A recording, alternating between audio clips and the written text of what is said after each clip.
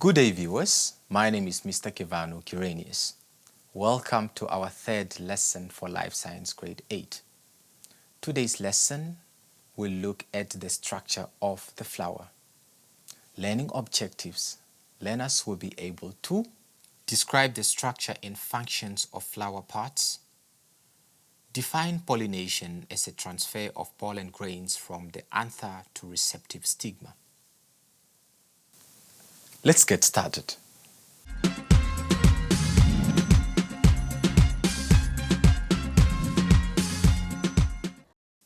Well, most of us love flowers.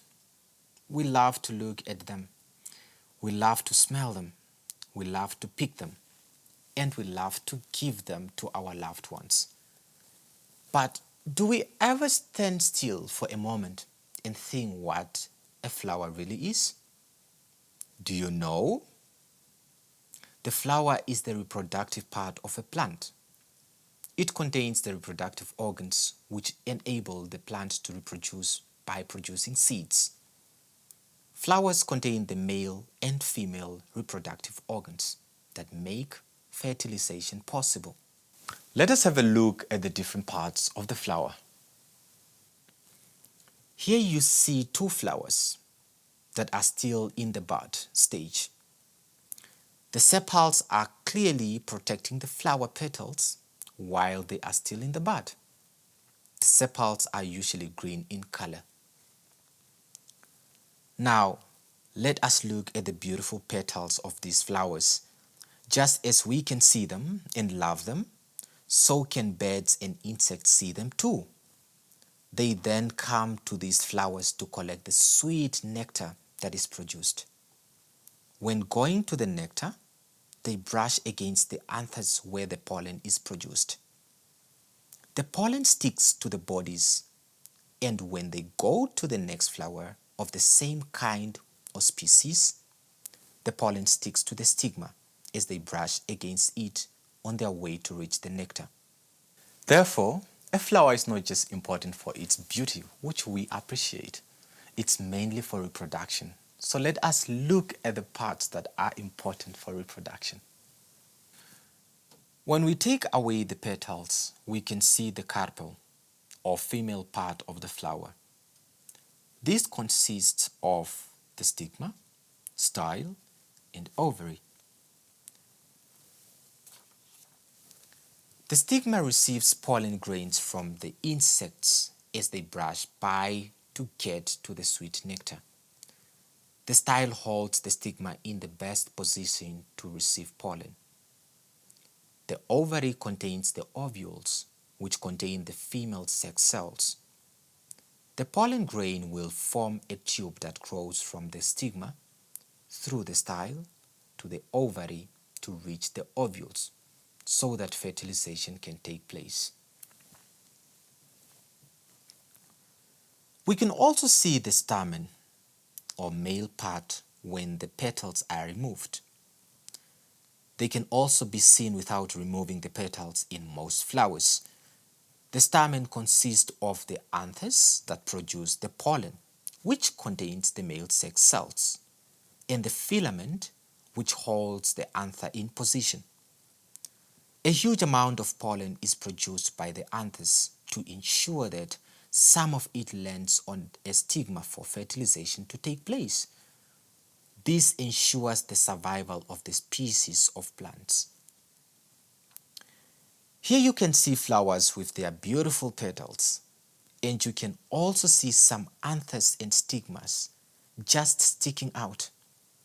When you cut away the petals, you can see what it looks like inside the flower. Now you can clearly see the anthers and filaments as well as the stigma, style, and ovary.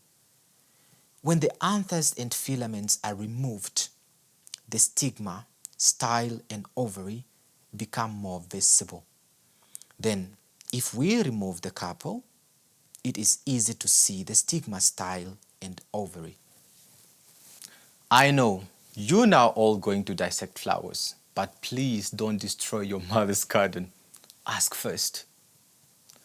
We now know the functions of the parts of the flower. So let us now have a look at pollination. The anther produces the pollen, and once the pollen is ripe, it is released. But it now has to reach the stigma of the same flower or another flower of the same species. The wind can blow the pollen to the stigma, or insects or birds will come to the flower to drink the sweet nectar. They will then brush against the anther and the pollen will stick to their bodies. When they move to another flower, the pollen will rub off the stigma of that flower. Pollination has taken place. Pollination is the transfer of pollen from the anther to a receptive stigma.